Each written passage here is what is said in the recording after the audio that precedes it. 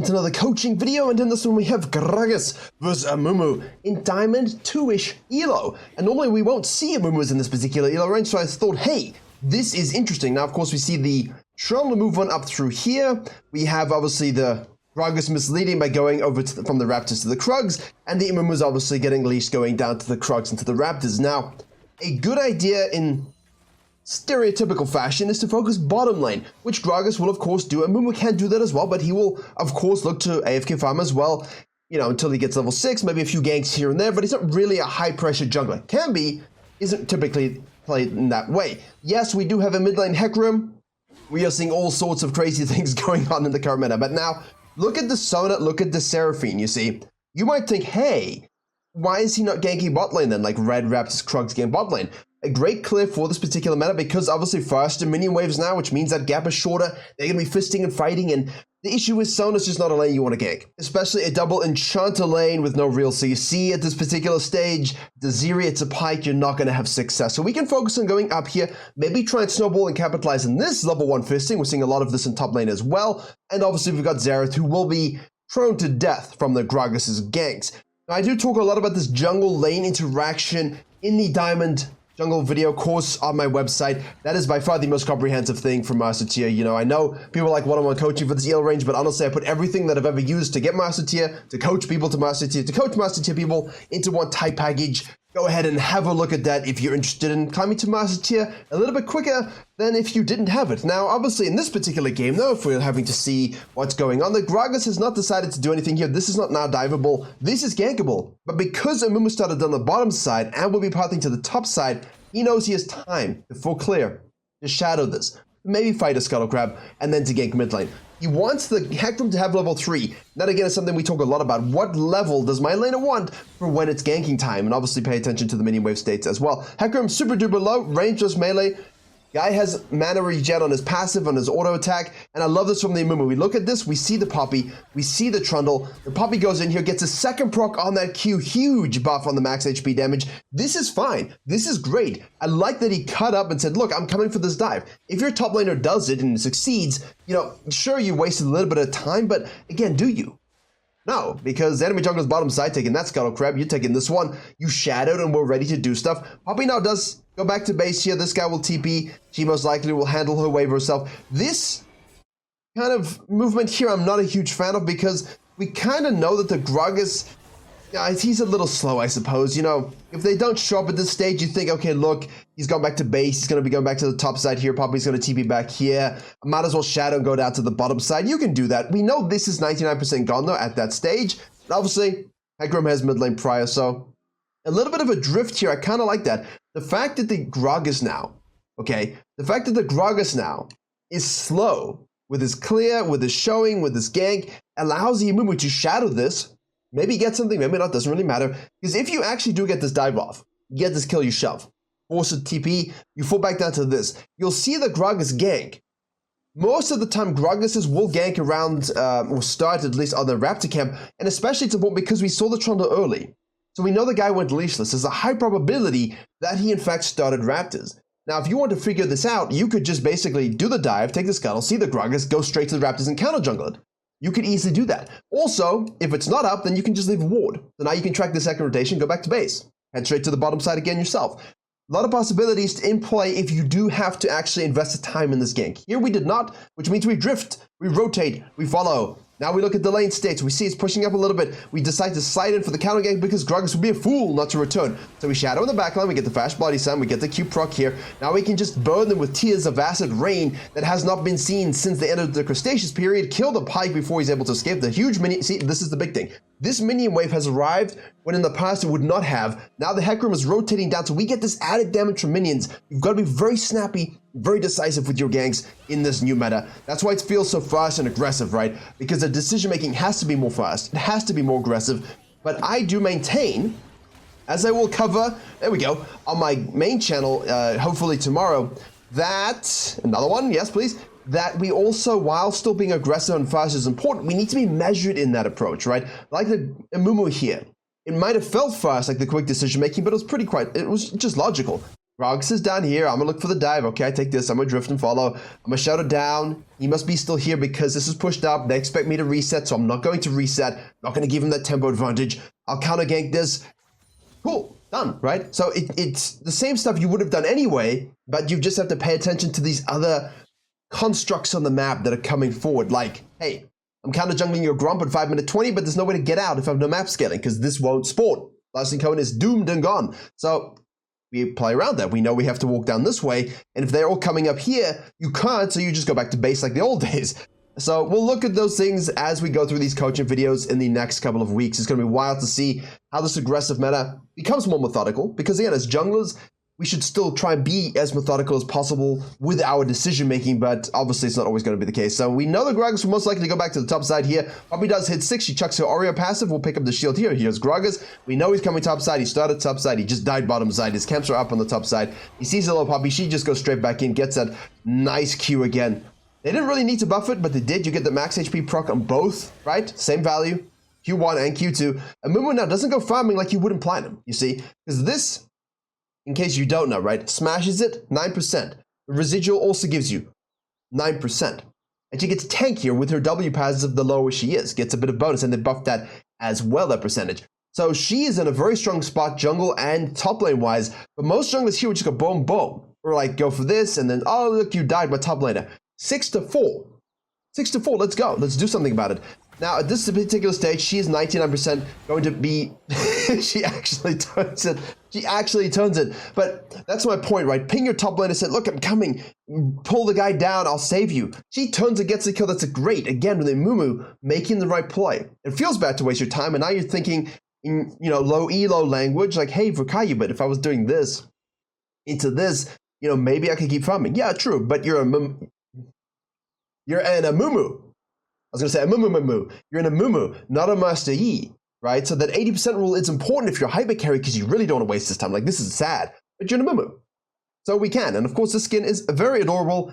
Now you see here, this is the question, right? The Poppy's pinging push, and I don't know why we would necessarily do that at this point. You should just absolutely, I would just leave it. Because now the faster miniwave, if this arrives, okay, you're not going to get the crash. You're going to stay because now you don't want to give them a freeze. But the problem is that Trundle's going to re-show up, and if you misplay it, you're going to be doomed.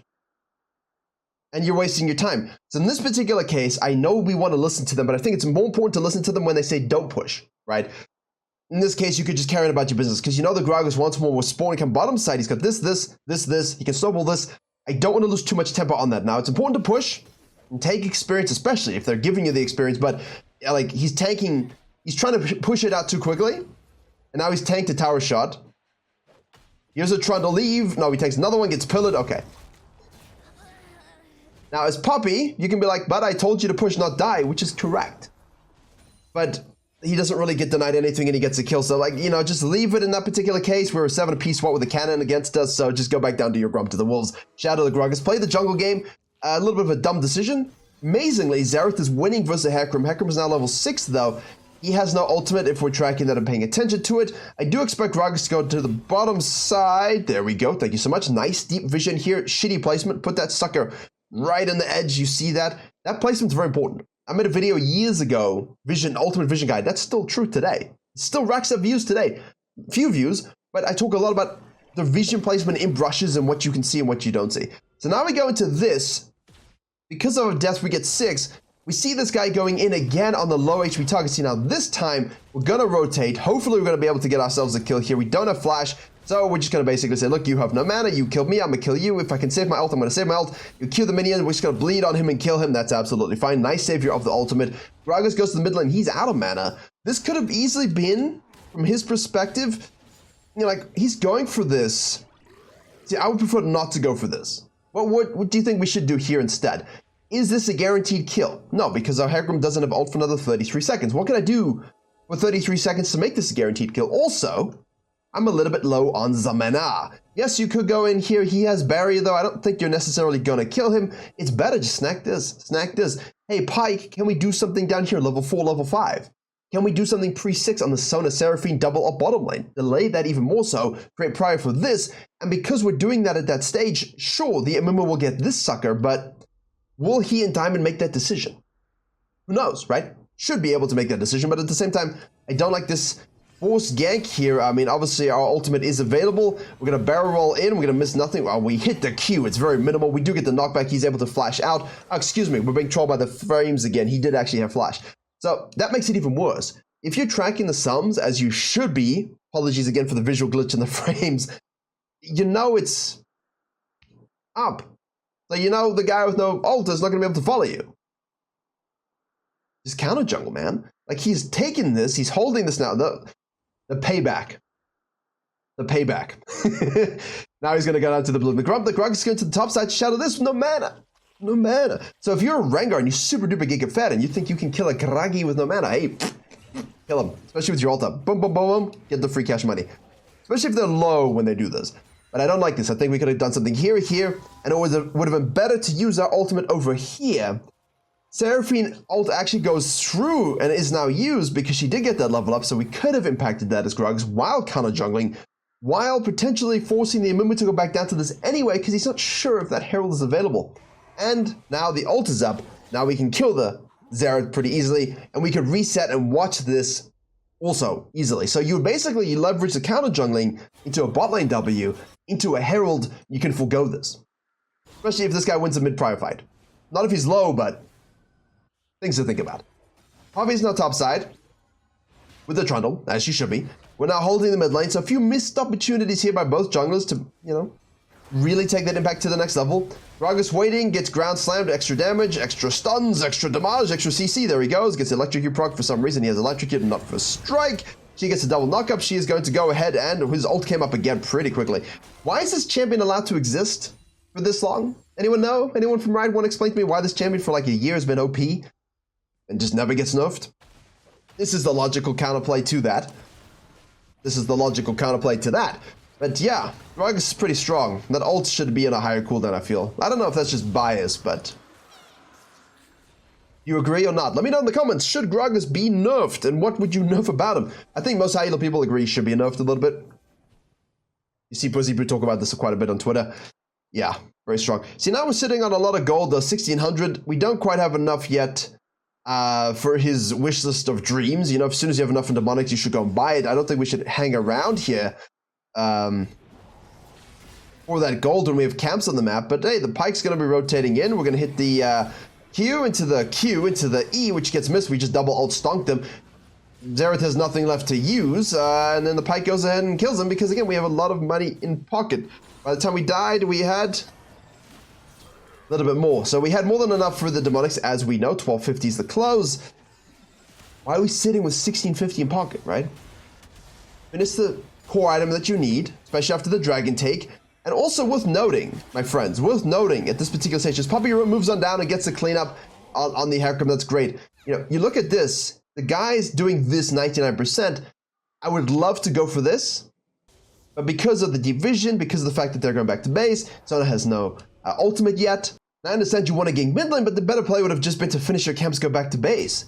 Or you could just go back to base straight up. Finish your thing, and then decide, hey, do I want to go top side for the scuttle in these camps? Do I want to go bottom side for these camps? Etc, etc, etc. But, you know, a noble cause. Try to go bottom lane.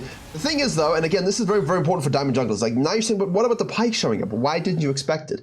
A roaming support that's fed with double enchanted bottom lane who just went back to base. What's the support going to do?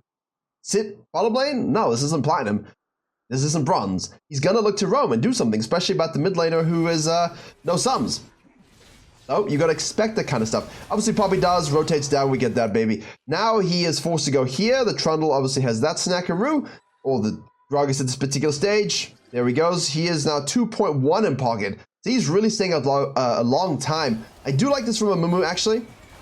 Let's swap back here. What's our old timer at this particular stage? 52. Oh, the flash. Q onto the 0 to guarantee that kill before that bitch can fly away. We hit another one to the Pike. We also have smite if we need to use it. Nicely done. Why? Because we know this guy takes this. We know the guy's most likely going to be coming down in this direction to influence this fight, because in theory he should have taken all of this top side, or at least left it. We'll make the tempo play bottom lane, get the double gank for us. We see this deep vision on the Hecarim, so we know he's arriving as well. We have ults up in 90 seconds because we just used them. We used them both, obviously. Wake up, sir! Both ults were used. That's why we were able to make that play. There we go. Rooted regardless. Stay together, please. Heal and shield each other. Do it. Minions are fighting and fisting. We know the Amumu's down here as well. Yeah. I mean, we know the Amumu's down here. Idiot. Heck remain things. You know that the guy shows up bottom lane. Like, he dies here with, let's just say 60 CS. Shows bottom lane with 60 CS, gets more kills. We know he's floating back to this side. You know your jungler took this. You know your jungler hasn't gone back to base at that particular stage. So when you go for this play down here, right, you know that your jungler is lagging behind a bit because he's in the base. And you know that this guy can rotate and this guy can rotate. So the Hecarim makes a greedy rotational play. Now, if you're the jungle Hecarim making the same play, likewise, same thing is on you. Yeah, you should recognize that the mini waves are now going to be fisting you. Everyone else is going to show up. They have a lot of sustain and roots from the Seraphine, and of course the roots from the Amumu. Stuns, rather. That one we do miss, but we do have the ult. Excuse me, that was quick, but now we're frontline. You see good rotations by the whole team. Gragas is forced to flash, body slam, ult, kill people, but now, of course, the Pike is going to go and get another one here. What do we do? Do we engage? Do we peel? No, we... The guy has gotten Leandries. Okay. So I don't recommend that anyway. I just go Night Harvester, Rocket Belt, you know, at worst you can, in theory, go Leandries. I get it, but I would trust the damage from the rest of my team. We also have a Trundle. So, yeah, regardless, as you can see, the guy does literally random things, rotates to a fight, does a body slam flash R, and then kills, and then, so yeah, guy does a lot of damage, probably like between 300 and 600 on the Q at this particular stage, depending on channel time. You have like 300-400 on the ultimate, body slam does damage, you get the empowered max HP damage on your W after you take a drink of the good juice. Full combo is a lot, and he has electrocute as well. So, I mean, granted, he does have electrocute. In pocket now, 6.5 wall. Total owning is 6.5, 2.4 in pocket. Gragas after that is only down 200 gold. It does feel like he's getting a little bit of, I don't know, free Fiesta things in this particular meta. But, you know, this was nicely played by the Amumu. Get ahead of the Gragas, make these plays, frontline for your team, and the Gragas just turned and made a play himself, which is absolutely fine. He is entitled to do that. Top lane. Hecarim 131.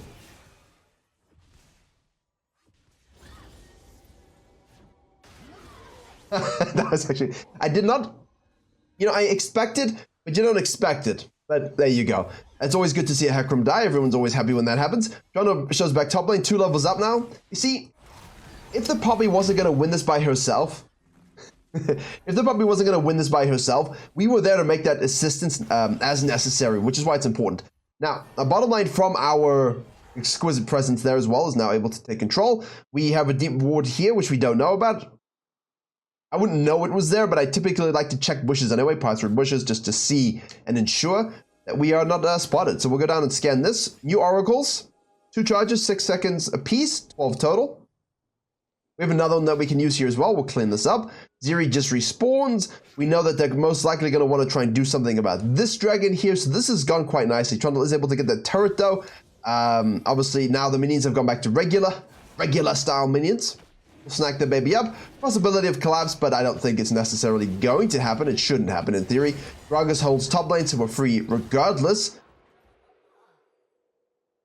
Gragas damage is fun and enjoyable. I'm enjoying it. I do like the skins, very cute. Like, I'm not a huge fan of Amumu. I think he's a little bit, you know, a little bit cringe, as it were, but you know, it's nice to see it be used not as a support in this MMR range, but this skin is nice. I actually like it. Don't often say that, but I like it about 100% more than the Ornn skin, because he looks like a bunch of Haribo. Nice Q into the depths of hell. Basically says, "Hello, Gragas." Like, what's crazy for me is we just dinged level 10. The Gragas was effectively 3 levels up, and he goes and takes this fight. That is not a good idea. So obviously, don't go ahead and take a fight when you're down 2-3 levels on the enemy jungler. And why is the Gragas up? Well, because he farmed a lot more. Got some kills, farmed a lot more, didn't die necessarily, and pushed a bunch of waves.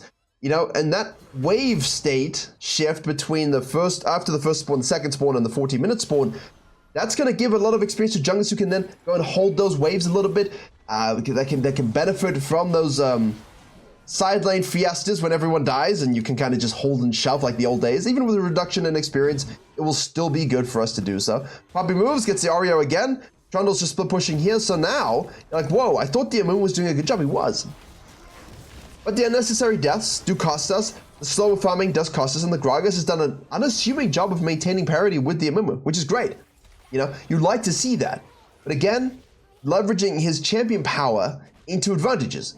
Now we're at 147.98. The Amumu has definitely moved to gank a bit more. The Gragas was like, I'm just going to farm, I'm going to hold, I'm going to push. I'm going to farm, I'm going to hold, I'm going to push. I'll take an equal and opposite objective. I'm going to control my experience, and then I will rotate to scenarios when I see fit.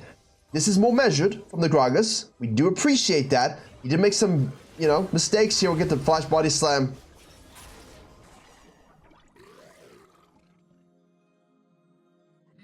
This is what I'm talking about with Gragas stuff, okay? We drink our juice here with a W, all right? Now what we're going to do is do a nice body slam flash, okay? We're going to chuck our R in the air, and while we do that, we chuck out a Q, okay? And we do the auto attack to make sure we get this additional max HP damage. Electrocute pops. We also can smite. Instant one shot. Fluid and quick. Fluid. So, yeah. Great stuff. Obviously, this is not doing a lot of work. And again, there's nothing wrong with going Leandries. There's nothing wrong with knowing your champion and playing the builds that make sense for you. Stats don't always tell the full story. But at the same time, just stereotypically, yeah, you got it. So Poppy's going deep. Again, the Arya does a good job. Now we can press Q. We can stay on him. We have our E as well. Keep getting that reset every time we're attacked. And then we'll just burn him down with the Sona Damage as Poppy shows up as well. So you are squishy as he goes into the Shadow Flame here as well. Egram's mid lane. A lot of damage from the Therath. He misses E. E into the W for the slow. The slow guarantees you can hit the E. But Amumu saves the day with that. Now we can go ahead and take this objective. Trundle's basically saying, I hate my team sucks. And again, Triforce, the return of Triforce, 100%, a lot better than Divine Sundra in a lot of cases in general. And for Hecarim, yes, you can go Eclipse. Once Ghostblade gets nerfed, I think Eclipse will be de facto again. Trinity Force has decent win rate on Hecarim also. Just worth noting for the homies who do like the horse play. We'll snack that up, and now he's going to overcommit, and we'll just basically look at our Seraphine die unless Poppy shows up. Love it. The aggressive speed-up nature of some of these champions, like they're trying to chase down these squishies, and the rotations of good players who are fed, who just turn the damage around. I love it. Especially tanks, or whatever Poppy is, fighter. Gragas now farms up a little bit more, 160, 113. Amumu in the meantime can just catch some cams over the wall. We go. We didn't have to use the ult there, but we missed our Q, so we have to. Now the Amumu can collapse here. We have a 3v1. He's going to barrel roll over the wall. Goodness gracious. Still gets stunned. Disengage himself. Hecarim is now rage splitting. Poppy can take this turret finally. And now we will need to shadow. Where Gragas doesn't need to shadow his team, just because he's the carry and he wants to infuse himself with gold, we kind of have to watch a little bit what's going on. Poppy extends past vision line here. Let's see what she does. 13 to 13. The Amumu knows that the Hecarim is just going to be splitting this. And again, he respects vision line here. We see this. We don't have control here. We know we're going to be collapsed upon. So we disengage. Obviously, we can fall back to these camps. The Gragas goes straight and punishes the Poppy for not respecting said vision line. I mean, call an ambulance, but not for me, says the Poppy. Or maybe, wait. Now she needs an ambulance. Again, you can take 3 and turn, and it's like, on this turret, you guys better be on Baron. You know, if she does that and there's a dragon, we take the dragon. Now, should Poppy do this when there's nothing to do? No. Should she do this when her team's retracted? No. But, you know, diamond things. We're learning and improving. So, from a map perspective, the red team is without a doubt pushing in a lot more thanks to the split push component and the fact that the movement everyone has to kind of swoop to dupe and move side to side. You don't have a real ADC to push turrets, which is the biggest issue here. The Poppy is going to be the one that needs to smack these things. Amumu needs to get in close if possible, but you don't really have an ADC or typical AD threat for turrets.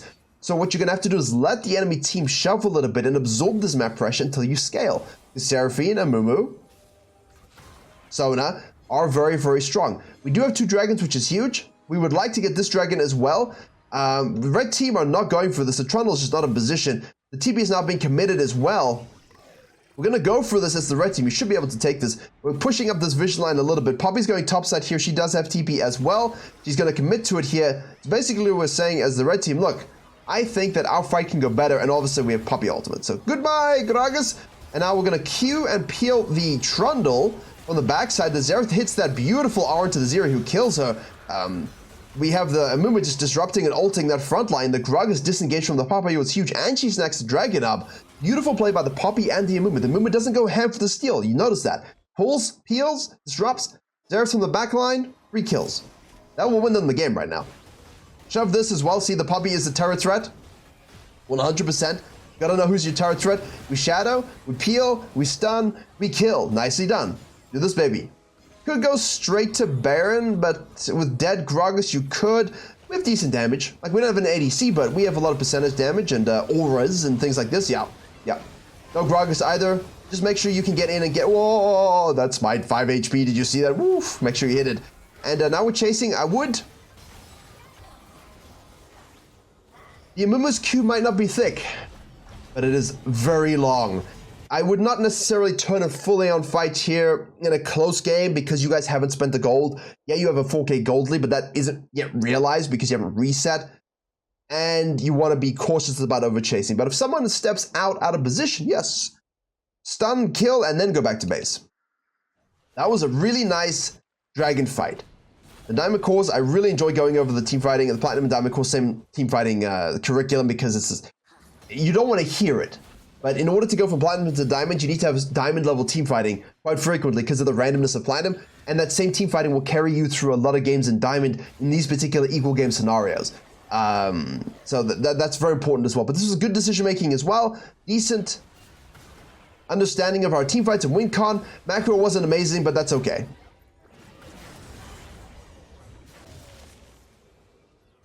Ike? It's like, nope, I want no part in that. Seraphine is going to stay mid lane here. We do have the TB from her as well.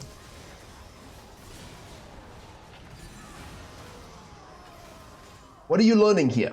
Firstly, decisiveness. I see Hecarim out of position, pulls the trigger, goes stun, kills. But also, CC wins games. Yeah, CC wins games. You can hit a flash engage and your team is follow up CC, and in this elo they will follow you, which they will start to follow you. You're going to notice that. And that's very, very important for you to understand as well. Zeri is now here, just basically straight up killing the Seraphine. We'll take this inhibitor for that, that's fine. I love Xerath when he's fed. I mean, on my team. Not on the enemy team. Xerath fed on the enemy team is pretty much evil and diseased in Space Age because he basically just kills all my champions. Like, there's nothing... A fed Xerath can just ult me, as Zyra if I have no flash if he sees me, and I can do nothing about it. Outside of having Zhonya's and a Banshee's Veil and hoping he doesn't kill me or misses a shot. Not much I can do. This is a good take though. Because now we can push this up as well as this. Poppy has TP coming up very, very shortly again from the Unleashed component that comes at 10 seconds. So, sorry, 10 minutes. 10 minutes Unleashed teleport now. So she can shove this one here. We're going back to base, out of sync, because we want to go ahead and get the Abyssal Mask. Huge itemization. Cheap itemization here. We go for the ganking phase, the ganking meta. Not meta, but like ganking game plan. Because the Gragas was very clearly focusing on farming.